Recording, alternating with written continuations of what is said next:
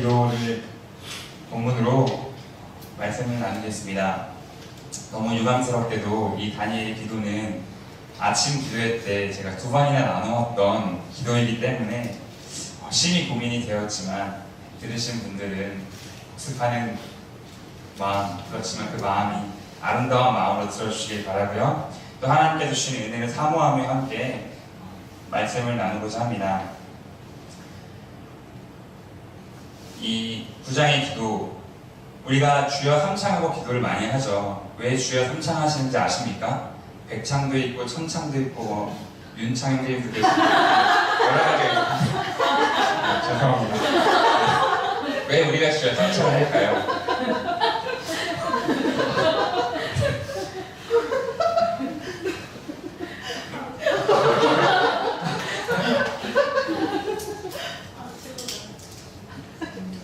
네. 미안한 건 아니었는데 왜 삼창할까요? 주여 삼창하는 이유는 다니엘 9장 19절에 있는 말씀 때문입니다. 다니엘이 주님의 이름을 3번 부르고 기도하는 것, 어찌 보면 우리가 하는 주여 삼창 기도의 가장 핵심 의미, 우리가 주여 3번을 부를 때 우리의 간절함을 담아 3번을 부르지만 그 안에는 우리가 알든 모르든 간에 다니엘의 또 기도의 의미가 그 안에 숨어 있습니다. 그렇기 때문에 다니엘의 기도는 우리에게, 오순절 기도를 하는 우리에게는 특별히 중요하겠다라고 여러분과 나눠볼 수 있겠습니다. 앞에부터 다니엘서는 차근차근 보려고 합니다. 다니엘의 1장부터 12장까지 있죠. 12장까지 있는데 대부분 다니엘의 말씀은 한국 교회에서 많은 강단에서 앞에 5장까지의 말씀들까지는 주로 나누어지곤 합니다. 우리가 하는 다니엘의 말씀 어떤 것들이 있을까요? 네, 사자굴에 들어간 다니엘 이야기 있죠. 사자굴에 들어갔더니 다니엘이 살아남았더라. 예전에는 그래서 이걸 듣고 이렇게 생각했습니다. 아, 진짜 믿음을 가진 사람은 이런 사람이구나. 이런 믿음, 내가 정말 하나님이 나를 지키신다는 믿음이 있으면 사자를 만나더라도 난 살 수 있겠구나. 괜히 동물원 가가지고 사자한테 아무도 걸어보고 싶기도 하고 그랬었는데 그런 줄 알았습니다. 어쨌든 그 이야기가 있었고요. 또 그와 비슷한 이야기 하나 있습니다. 사드락과 메삭과 아벤느고라는 사람이 등장하는데요. 엄청 뜨거운 불에 들어갑니다. 그런데 그 불에서 타지 않고 살아나게 됩니다. 아, 믿음은 이런 것이구나라고 많이 생각을 하게 되죠. 믿음은 그런 것일 수도 있습니다. 하지만 다니엘에서 말하고자 하는 메시지는 그렇게 단순하진 않습니다. 그 외에 벨사살 왕과 여러 가지 왕들의 이야기가 나옵니다. 손에 글을 써가지고 벽에 손이 나타나서 글을 쓰죠. 메네메네 데뷔 우바르신 글을 써서 너는 죽을 것이다 심판을 선포하게 합니다. 5장까지의 말씀들은 여러 가지 이야기들이 같이 나오기 때문에 우리가 설교로도 많이 들어보기도 했었고 또 성경을 읽을 때 혹은 주일학교에서 많이 듣기도 했습니다. 그런데 6장부터 오늘 9장 이런 부분에서는 전부 다 미래에 대한 예언적인 메시지들만 이루어져 있습니다. 그래서 제가 아침 때도 얘기했었지만 저희 설교를 듣기는 참 어렵다라고 여러분과 나누어 보았었습니다. 앞에 이야기를 쭉 보면 다니엘 1장 말씀은 성경을 앞으로 좀 이렇게 가보셔도 됩니다. 다니엘 1장 말씀은요, 이제 다니엘 어떤 여러 가지 소개들이 나오게 되겠죠. 그리고 2장부터는 이제 어떤 반복적인 구조를 다니엘서가 갖추고 있습니다. 2장 메시지 볼까요?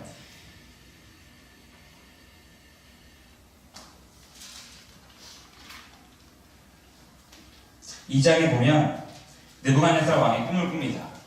그리고 4가지의 신상 이야기, 이 이야기로 2장 이야기가 쭉 전개가 되어집니다. 다음 3장이 나옵니다. 3장 이야기는 방금 여러분과 나누었던 세 친구의 이야기가 나옵니다. 세 친구가 믿음을 지키기 위하여 풀무불에 들어갔지만 그러나 그들은 살아남게 되었다라는 이야기를 하고 있습니다. 4장 이야기입니다. 4장 이야기가 나오고 4장 이야기도 느부갓네살 그리고 벨사살 그런 왕들의 이야기가 나옵니다. 4장과 5장의 이야기를 이어서 벨사살 왕이 잔치를 베푸는데 4장, 5장에 이어서 이 2장 모두가 이 왕들의 죽음을 얘기하고 있습니다. 이 왕들이 엄청 강하고 강대한 왕이었지만 이들은 모두 심판을 받아 죽게 될 것이다. 혹은 죽었다. 이런 이야기로 이루고 있습니다. 다음 6장입니다. 6장 말씀은 이것도 우리가 잘 아는 말씀이죠. 사자굴 속에 들어간 다니엘의 이야기입니다. 다니엘이 사자굴에 들어가게 되었지만 그는 죽지 않고 살게 되었다라는 이야기인 것이죠. 다음 7장입니다. 7장부터 이어지는 8장, 우리가 9장까지 이어지는 9장의 말씀이 오늘 본문인데 7장과 8장에는 쭉 환상 이야기가 나옵니다. 특별히 7장에는 내 짐승의 환상 이야기가 나오고 있습니다. 2장부터 10장까지 여러분과 쭉 간단하게 나누어 보았는데요. 이 이야기는 동일한 반복 구조를 이루고 있다는 것을 알고 계십니까? 2장과 7장 이 두 개는 뭐가 나오죠? 꿈과 환상 이야기인데 네 가지의 꿈과 환상입니다. 네 가지의 신상, 네 가지 짐승 이야기입니다. 그 3장과 6장 어떤 게 나오죠? 새 친구 혹은 다니엘이라는 아주 연약한 이 세상의 거대한 권력 앞에서 죽을 수밖에 없는 연약한 사람들이 믿음을 가졌기 때문에 죽지 않고 살게 되었다는 반복적인 이야기가 있습니다. 그리고 4장과 5장의 이야기. 이 사람들을 다니엘과 새 친구에 비하면 엄청나게 큰 힘을 가진 왕들이 하나님의 심판 앞에 죽게 되었다는 이야기가 나와 있게 됩니다. 이 이야기는 동일하게 하나의 이야기를 말하고 있습니다. 이 세상에 강력한 왕이 있고 아주 연약한 믿음을 가진 사람이 있습니다. 세상을 살다 보면 이 강력한 힘을 가진 왕이 연약한 사람들을 죽이고자 하지만 그러나 이들이 하나님을 믿게 되었을 때 도리어 죽는 것은 이들이 아니라 이들은 오히려 구원을 받게 되고 이 세상의 왕들을 심판받게 될 것이다. 이 이야기가 이 다니엘 앞에 전체 구조 속에 놓아져 있게 녹여져 있습니다. 이 다니엘의 단계에는 메시지를 아는 것이 참 중요한 것이죠. 여러분 혹시 이것을 듣고 다니엘 읽고 혹시나 여러분 그럴 일 없겠지만 동물원 우리에 들어가셔가지고 사자에게 도전하시면 큰일 납니다. 역사적으로 보았을 때 우리의 믿음의 수많은 선조들이 수많은 교부들이 신앙을 지키기 위해서 신앙을 지키며 살아갔지만 그들은 그 신앙을 지키기 위해 사자굴에 들어가기도 하고 불 가운데 태워지기도 했습니다. 그 거의 모든 사람들이 제가 알기로는 다니엘과 새 친구 외에는 다 불에 타 죽거나 사자에게 먹혀 죽었습니다. 그들이 믿음이 약해서가 아니라 다니엘 이 시대에 또 이 새 친구 시대에 하나님이 이 일을 행하셨지만 그들을 지키시고 보호하셨지만 우리에게 주고자 하는 하나님의 메시지는 하나님의 말씀은 단순하게 사자에게 먹히지 않을 것이다 라는 것이 아니라 이 세상이 어떻게 구성되어 있으며 어떻게 운영되고 있고 믿음을 가진 자가 어떻게 살아갈 것인가를 다니엘을 통해 우리에게 말씀해주고 계시는 것입니다. 여러분과는 7장의 이야기를 중심으로 나누고 또 이제 9장의 기도를 여러분과 나누어 보고자 합니다. 7장의 이야기 한번 보겠습니다. 벨사살 왕 이야기가 나옵니다. 벨사살 왕 때 다니엘이 보았던 환상에 대한 이야기가 나옵니다. 환상 4가지 동물이던 환상을 보았는데요. 첫 번째 동물 한번 볼게요. 지금 다니엘 환상을 보고 나서 이걸 설명하는데 한 번도 본 적이 없는 동물들이기 때문에 다니엘이 표현하는 방식으로 설명을 합니다.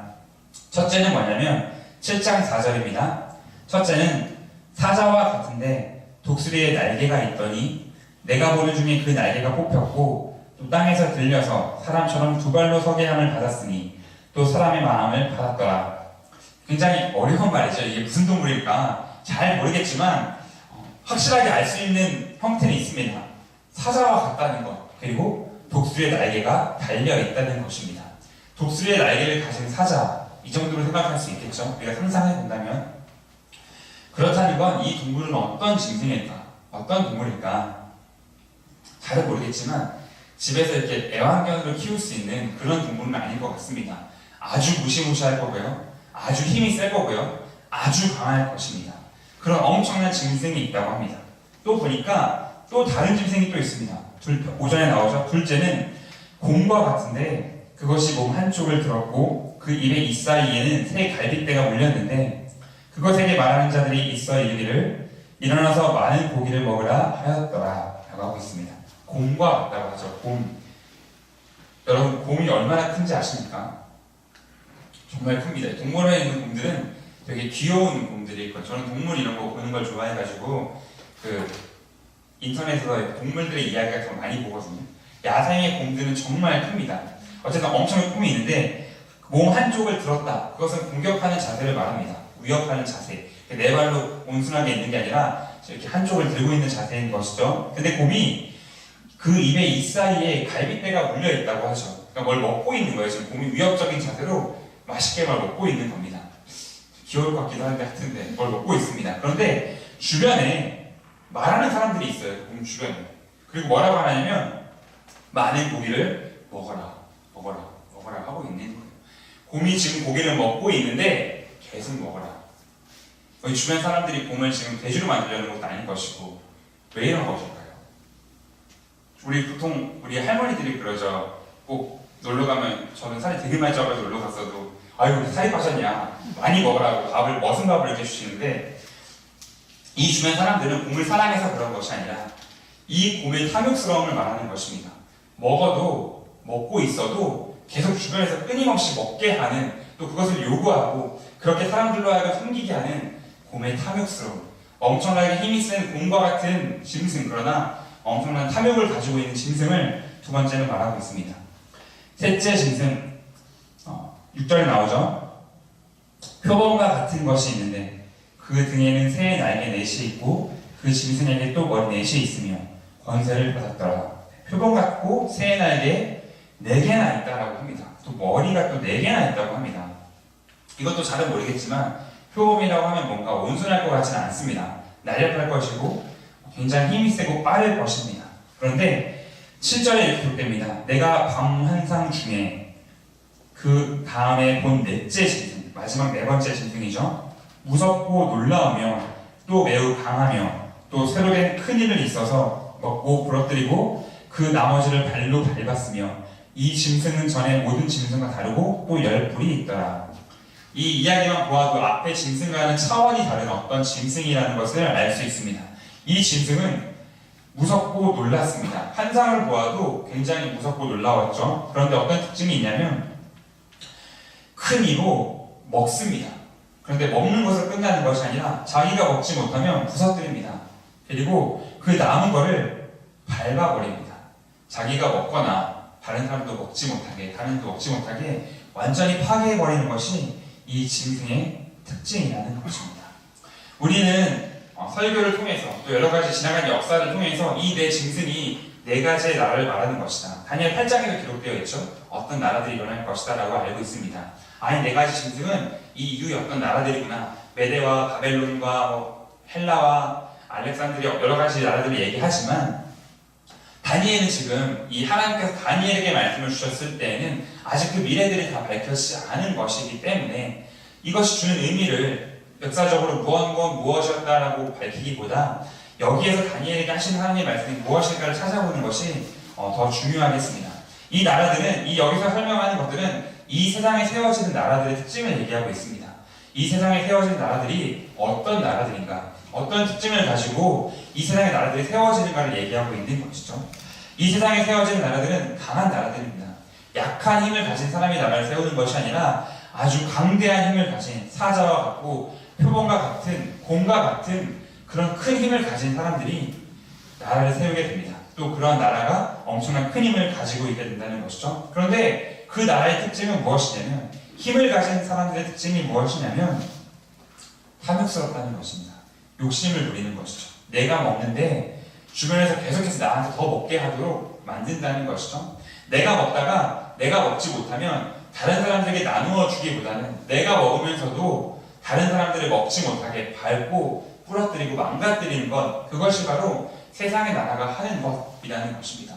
결국 공존할 수 없는 몇몇만 잘 살게 되는, 그래서 반드시 가난한 사람이 생기고 반드시 누군가 희생되어지는 나라가 세상에서 세워지는 나라라는 것을 하나님은 다니엘에게 환상을 통해 말해주고 있습니다. 이것은 지금까지 역사를 보았을 때 대부분의 나라들이, 거의 모든 나라가 이렇다고 볼 수 있습니다. 아무리 좋은 나라를 할지라도 부자와 가난한 자가 반드시 나누어지게 되어 있고 반드시 희생당하는 사람이 있게 되어 있고 반드시 억울하고 힘든 일을 당하는 사람들이 그 안에 존재하기 마련입니다.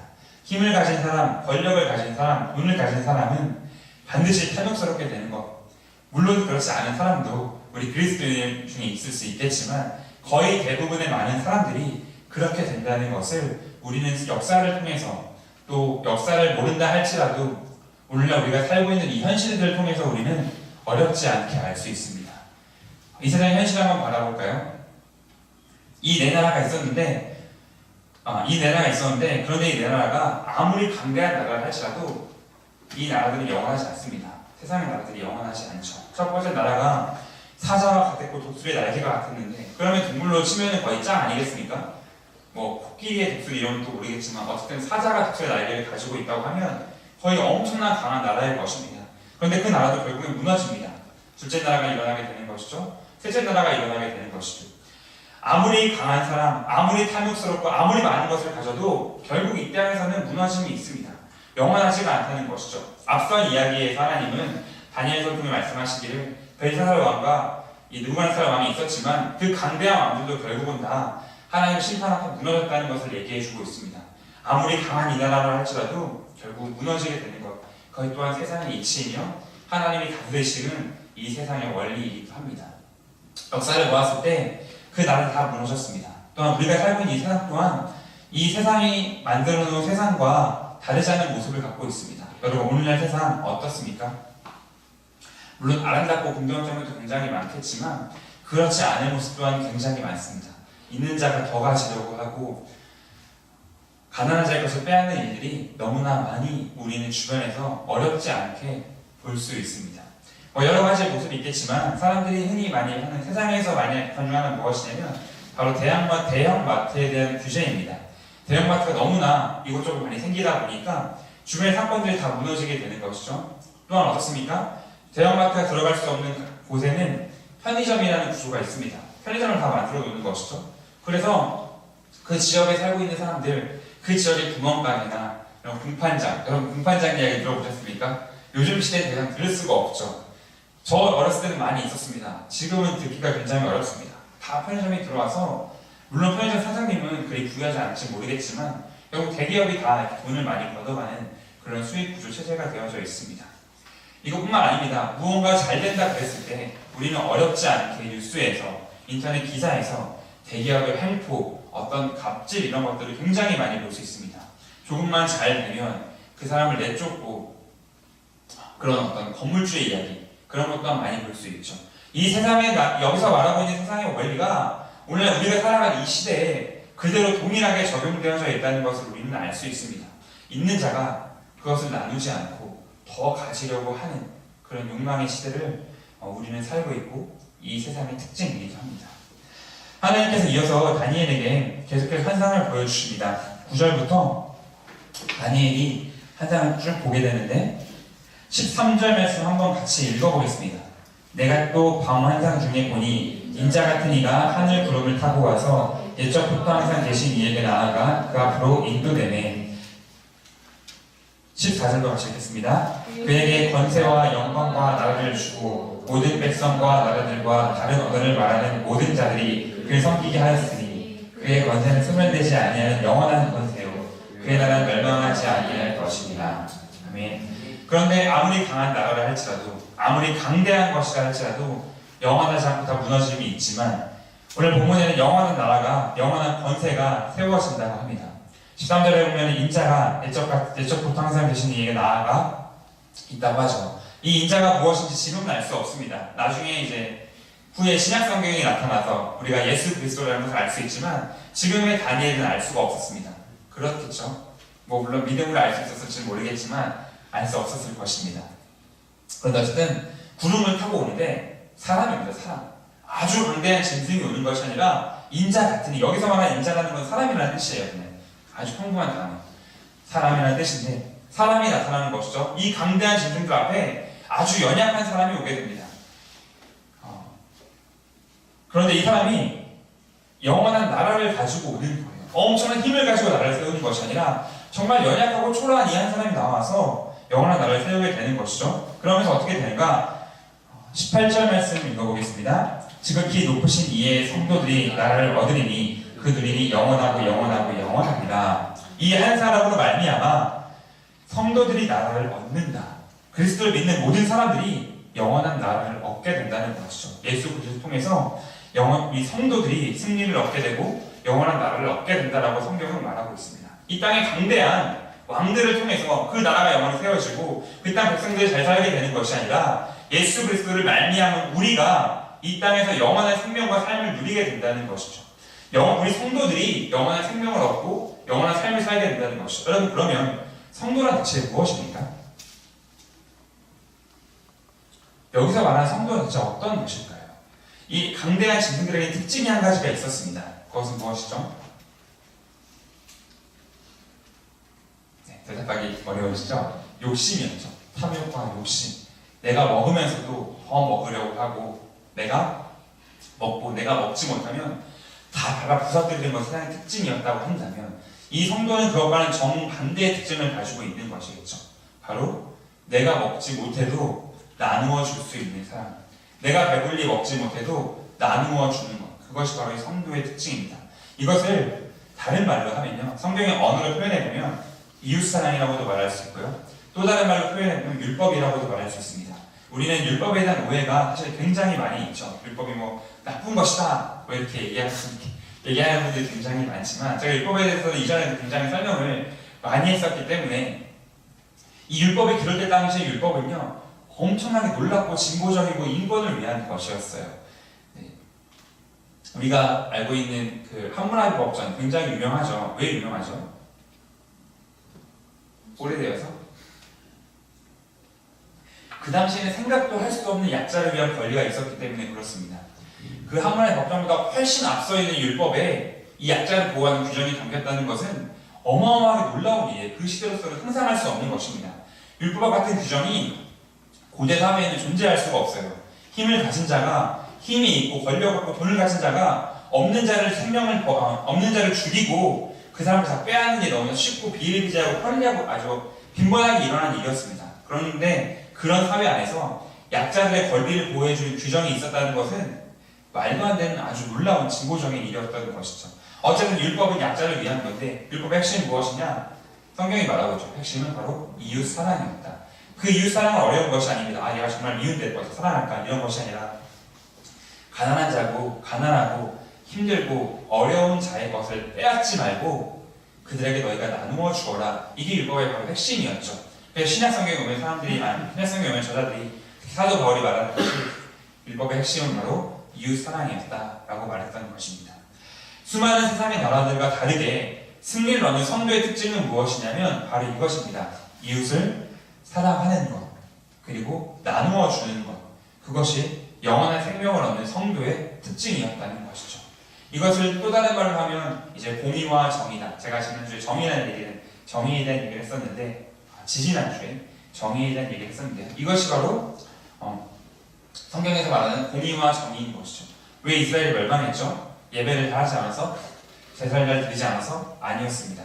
정의와 공의가 사라졌기 때문에, 이웃사랑이 없어졌기 때문에, 이 짐승들과 같아졌기 때문에, 제사는 너무나 많이 드렸지만 사는 모습이 사람답지 않았고, 나누어주지 않았고, 이웃 사랑하지 않았고, 이 짐승들처럼 제사만 드리고 있는 것들을 다 있는 자에서 더 빼앗았기 때문에 결국 나라가 멸망한 것 아니겠습니까? 바로 그렇기 때문에 나라가 멸망했는데, 이 승리를 얻는 성도의 모습은 바로 이렇게 이웃을 사랑하는 성도, 욕심 부리지 않고 서로 나누어주는 성도가 진정한 승리를 얻는 성도라고 하나님께서는 다니엘에게 환상을 통해서 분명하게 말씀해 주시는 것입니다. 사단이 예수님을 시험했습니다. 그 이야기 아십니까? 예수님의 시험 이야기. 이 시험 이야기의 핵심이 무엇인지 아십니까? 무엇일까요? 예전에 제가 이 사단 설교, 이 예수님의 시험 설교를 준비했었다가 그때 설교 일정이 바뀌었었나 그래가지고 제가 안 한 적이 있었는데, 이 사단의 시험의 핵심은 무엇일까요? 세 가지 시험에 모두가 동일하게 나오는 게 있습니다. 그것이 뭐죠? 사단은 예수님께 이렇게 말합니다.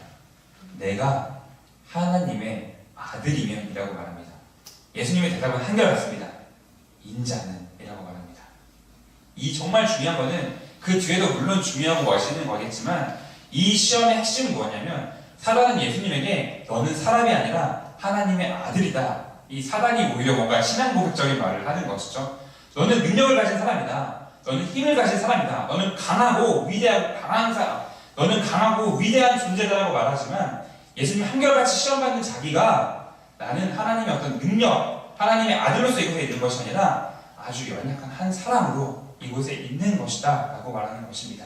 사단은 계속해서 예수님에게 너는 사람이 아니야, 너는 힘을 가진 자, 능력을 가진 자, 권세를 가진 자라고 얘기하지만 예수님은, 사단을 이겼던 예수님은, 이 세상에 온 완전한 구원을 예수님께서는 끝까지 나는 사람이다 라고 말씀하고 있는 것이죠. 오늘 다니엘 말씀과도 크게 벗어나지 않습니다. 사단은 예수님에게 너는 강대한 짐승이다 라고, 너는 힘이 있는 사람이, 힘이 있는 짐승이다 라고 얘기하지만 예수님은 끝까지 말씀하시는 건 나는 인자일 뿐이다, 나는 성도다, 나는 그렇게 큰 힘을 가지고 세상을 정복하는 사람이 아니라 나는 한 사람으로서 사람답게 사는, 나누어주고 베풀고 그런 사람이다 라고 사단에게 예수님이 말씀하신 것입니다. 그리고 예수님의 삶으로 그것을 증명해 보이셨죠. 물론 많은 능력이 있었습니다. 병을 치료하고. 그런데 예수님의 능력의 핵심은 그렇지 않아요. 예수님의 핵심은 병을 치료했기 때문에 예수님이 위대하신 것이 아닙니다. 한 사람으로서 다른 모든 일을 위하여 자기도 연약한 인간의 몸을 입었지만 그럼에도 불구하고 대신 고통을 겪고 그들의 생명을 나누어 주었던 그 정말 사람으로 살았기 때문에 예수님이 진정으로 위대하고 훌륭하고 우리의 구원자가 되신 것 아니겠습니까? 오늘 다니엘의 말씀도 동일하게 말하는 것입니다. 사람답게 사는 것, 사람답게 사는 사람이 진정한 승리를 얻는 사람이다 라고, 승리한 성도라고 분명하게 말하는 것이죠. 월요일에 저희 아기가 태어났습니다. 아기 얘기를 하려는 거 아니고요. 산후조리원에 있게 되는데, 산후조리원에 있다 보니까 시간이 굉장히 많이 남습니다. 아기는 거의, 물론 자주 보긴 하지만 선생님들에게 맡겨놓고 아니면 거의 쉽니다. 쉬면서 저희가 무엇을 할까요? 네? 네, 여러분 혹시 마음속에 성경, 기도, 구음에 이런 생각이 드셨다면 제가 공식적으로 사과드리도록 하겠습니다. 네. 말씀도 물론 있긴 있겠지만 이제 TV가 있으니까, 저희 집에는 원래 TV가 없거든요. 그러니까 조리원에 TV가 있으니까 오랜만에 TV를 아내와 이렇게 쭉 보는데, 그 인기 드라마 중에 열혈사제라는 드라마가 있습니다. 여러분 보라고 제가 막 강단에서 드라마 보시죠 이러는 건 아니고요. 그 몇 편을 잠깐 보았는데, 이제 그 주인공이 사제입니다. 주인공이 신부님이에요. 신부님인데, 주인공이라고 하면 흔히 말하는 세상 사람들에게 있어서 멋있게 보이는 사람 아니겠습니까? 그렇죠. 되게 비호감인 사람이 주인공으로 나오면 그 드라마는 100% 망하기 때문에 아주 멋있는 사람입니다. 어떤 멋을 가지고 있는 사람이냐면, 그 사람은 신부님인데 좀 분노 조절 장애가 있는 것 같아요. 그래서 굉장히 화를 잘 내요. 엄청 화를 잘 내고요. 때로는 욕도 합니다. 그런데 그것이 언제 나타나냐면 불의를 보면 나타나요. 불의를 보면. 그래서 거기 나오는 대부분의 이 악인들이 되게 막 아첨하고 정권에 빌붙고 없는 자들 걸 더 빼앗으려고 하는 여기 짐승 같은 사람들이에요. 근데 이 신부님은 그런 사람들 막 욕하고 하지만 이 주인공답게 마음만 따뜻한 사람이에요. 그래서 그런 사람들에게 막 욕하지만 약한 사람들, 어린아이 이런 사람들에게는 한없이 따뜻하게 나타나는, 그들을 위해서 자기의 목숨까지 내줄 수 있는 그런 사람으로 나타나게 됩니다. 이걸 보고 깨달은 게 있습니다. 이 세상에서 사람들이 교회에 바라는 것이 무엇인가? 라는 것을 깨닫게 되었습니다. 좋은 설교, 꼭 어떤 교양 있는 성도, 이런 모습을 바라는 것이 아니라 세상 사람들이 마음속으로 기대하고 있는 교회의 모습, 그리스도의 모습은 저런 것이구나. 그렇기 때문에 작가가 그렇게 멋있는 사람을 쓴 것이구나. 그 사람이 비록 분노 조절 장애가 있고 신부로서도 어울리지 않고 설교를 잘하는 것도 아니고 다 아니지만, 강자에게 불의를 저지르는 사람들을 보면 분노하고 약한 자들에게 따뜻하게 대해줄 수 있는 사람을 세상은 원하는구나. 교회에게, 성직자에게 세상은 그것을 보고 싶고 그것을 느끼고 싶어 하는 거라는 것을 깨닫게 되었습니다. 드라마를 통해 은혜를 받아 참 다행인데, 여러분 그렇지 않겠습니까? 세상 사람들이 교회에 원하는 것은, 우리가 물론 사람들의 필요를 위해 사는 것은 아니지만 이 세상이 정말 목말라 하는 것은 바로 그런 것입니다. 약한 사람들에게, 정말 힘들고 어려운 사람들에게, 또한 불의에 분노하고 이웃을 사랑할 수 있는 것에 사람들은 목말라 하는 것이죠. 정말 사람다운 그리스도인을 찾는 것입니다. 여러분, 사랑받다는 것이 어려운 건 아닙니다. 사랑다우면 되는 것이죠. 원수를 사랑하라고 여러분에게 말하는 것이 아닙니다. 저도 잘 되지 않기 때문에 제가 여러분에게 함부로 원수를 사랑하십시오 이렇게 하기 참 어렵습니다. 그렇지만 물론 저도 제가 잘 사는 것은 아니겠으나, 그러나 한 걸음씩 매일 노력하는 것은 사람답게 살기 위해 노력하고 있습니다. 고마운 일이 있을 때 감사합니다라고 하고, 나보다 어려운 사람들에게 많이는 못 도와줘도 1,000원이라도 도와줄 수 있고, 또 내가 비록 조금 어려운 일을 당한다 할지라도 다른 사람이 더 어렵지 않게끔 하는 것. 제가 군대에 있을 때 굉장히 후회되는 일은 무엇이었냐면, 이 군대에 있게 되면은 이등병 때 굉장히 큰 고난을 겪습니다. 육체적인 고난을. 그런데 이제 일병, 상병이 되면 정신적인 고난을 겪습니다. 나보다 더 낮은 계급의 이 병사가 잘 못하면 이 고참으로부터 제가 혼나게 되는 것이죠. 그럼 제가 살기 위해 어떻게 해야 됩니까? 이 낮은 병사가 고통스러워하든 괴로워하든 아무런 상관없이 무조건 괴롭혀야 됩니다. 야, 나 똑바로 안 해? 욕도 해야 되고요. 막 시켜야 되고요. 내가 살기 위해서 그 사람을 못되게 굴어야만 되는 것이죠. 그 사람을 위해서 나보다 더 힘들 텐데 그 시절을 겪어왔음에도 불구하고 그것은 까먹고 그렇게 되는 것이죠. 여러분 혹시 그런 경험 있으십니까? 군대에서 혹은 직장에서 그런 경험 있지 않으십니까? 저는 교회에서도 이런 경험이 있습니다. 제가 분당교회에 있을 때 너무 교회 이름을 직접 얘기했나요? 제가 모 교회에 있을 때 편집이 될지 모르겠습니다. 제가 모 교회에 있을 때 그랬던 것 같습니다. 처음 전서로 들어갔을 때 너무 어리버리해가지고 맨날 욕만 먹다가 이렇게 욕만 먹다가 좀 이렇게 맨날 이렇게 중보기도를 받다가 조금 이렇게 중간 서열이라고 해야 되나요? 위치에 전사가 되었을 때 이 처음 오신 분들이 참 어렵고 힘들 텐데 잘 돌봐주기보다는 나 살기 위해서 그들의 힘듦을 외면하고 오히려 내 일도 떠넘기는 것들을 참 많이 했던 것 같습니다. 여러분 어떻습니까? 우리는 여러분 중에 아마 대기업의 이런 숨겨진 손자, 손녀, 아들, 딸이 아니라고 하신다면 막 그런 큰 힘과 권력을 가지고 횡포를 부리는 없으시겠지만 우리가 있는 곳에서 우리가 사람답게 살기보다는 짐승처럼 살진 않았나, 나의 욕심을 위해 살진 않았나, 내 욕심 때문에 다른 사람을 돕기보다는 괴롭히고 힘들게 하지 않았나를 우리가 조금은 생각해 보아야 하지 않을까. 우리는 정말 사람다운 그리스도인이 되어야 하지 않을까를 생각해 보게 됩니다. 오늘 다니엘이 기도합니다. 마지막 19절만 보면 주님 들으시고 주님 용서하십시오. 주님 귀를 기울이시고 행하시옵소서. 지체하지 마옵소서. 나의 하나님이여 주 자신을 위하여 하시옵소서. 이는 주의 성과 주의 백성이 주의 이름으로 일컫는 바 됨이니이다 라고 다니엘이 기도를 마칩니다. 기도가 되게 길어요. 3절부터 기도가 기록되어 있어 다 읽을 수가 없어서 여기만 읽었습니다. 주님 들으시라 그래요. 주님 용서하시라 그럽니다. 왜 용서라고 다니엘이 기도할까요? 앞에 이야기는 이스라엘이 어떻게 멸망했는가 다니엘이 깨닫게 되었고요. 그 깨닫게 된 걸 가지고 기도하는 거예요. 주님 용서하시옵소서. 우리 이스라엘이 하나님의 엄청난 은혜를 받았음에도 불구하고 사람으로 살지 않고 짐승처럼 살았습니다. 제사만 잘 드리고 예배만 잘 드리고 교회 열심히 다녔지만 이웃을 돌보지 않았고 내 욕심을 위해 살았습니다. 그리스도이나 말하면서 사람이나 말하면서도 짐승처럼 살았습니다. 그래서 우리가 하나님 멸망하게 된 것을 알게 되었습니다. 하나님 우리를 용서하여 주셨다라고 다니엘이 기도하는 겁니다. 그리고 이어서 하는 말씀이 지체하지 마시고 하나님 주님의 일을 주님을 위하여 행하여 주소서라고 말합니다. 다니엘이 이 기도하기 전에 2절 말씀에 보면 한 가지 깨달음을 얻게 돼요. 그것이 무엇이냐면 이스라엘이 멸망할 때 영원히 멸망하는 것이 아니라 딱 70년 뒤에 너희가 포로에서 돌아오게 될 것이다. 예레미야를 통해 하나님 말씀해 주시거든요. 다니엘이 그것을 읽게 돼요. 그래가지고 깨닫게 된 것이죠. 포로 기한이 영원한 것이 아니구나. 70년 뒤에 우리는 회복하게 될 것인가. 그런데 문제는 뭐냐면 회복도 중요한데 회복한 다음에 그들을 짐승처럼 살게 되면 또다시 멸망만 있을 뿐이죠. 사람답게 살아야 되는 것이겠죠. 어쨌든 이 다니엘이 회복을 알게 된 다음에 하나님께서 말씀하신 것에 근거하여 하나님께서 우리를 회복시키려 하셨으니 하나님 지체하지 마시고 하나님의 약속을 위해서 행하여 주십시오라고 다니엘이 기도하는 것입니다. 하나님 먼저 약속하셨기 때문에 다니엘이 그 약속을 힘으로 기도할 수 있게 되는 것이죠. 우리도 그와 같습니다. 여러분 우리의 삶이 사랑으로 살아야겠죠. 우리가 어떻게 사랑으로 살 수 있습니까? 이 세상은 정말 강대한 사람들 뿐이에요. 이 짐승들이 다스리는 세상입니다. 우리가 부딪히는 현실은 만만치가 않죠.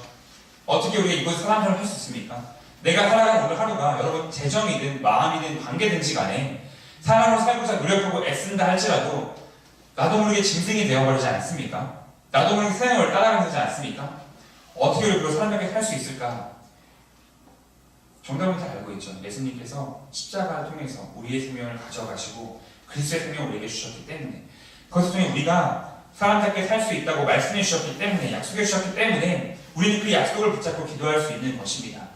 하나님께서 예레미야를 통해 70년 뒤에 내가 돌아올 것이다 라고 약속해 주셨기 때문에 다니엘이 그것을 붙잡고 기도했던 것처럼 우리도 하나님께서 예수 그리스도만 우리 마음에 새로운 법을 쓰시고 우리 완전히 새로운 존재, 완전한 사람으로 만드시다고 하셨기 때문에 그것을 힘으로 기도할 수 있게 된다는 것이죠.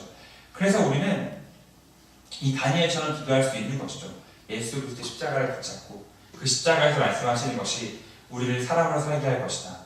끊임없이 사단이 예수님에게 너는 능력이 있는 존재다, 너는 권세 있는 존재다, 너는 짐승 같은 존재다라고 말하지만 끊임없이 나는 사람이라고 했던 예수님으로 힘입어서 그분과 내가 하나 되었기 때문에 우리는 사람으로 이 땅을 살아갈 수 있게 되는 것입니다. 다니엘의 메시지는 분명합니다. 그 사람이 세상으로부터 사자굴에 던져지고 풀물불에 들어가는 엄청나게 무시무시한 심판을 받게 될 위기에 처해 있지만 그런 사람과 같은 삶을 우리가 살게 될 것이지만 결코 죽지 않을 것이다. 결코 멸망하지 않을 것이다. 결코 우리는 살게 될 것이다.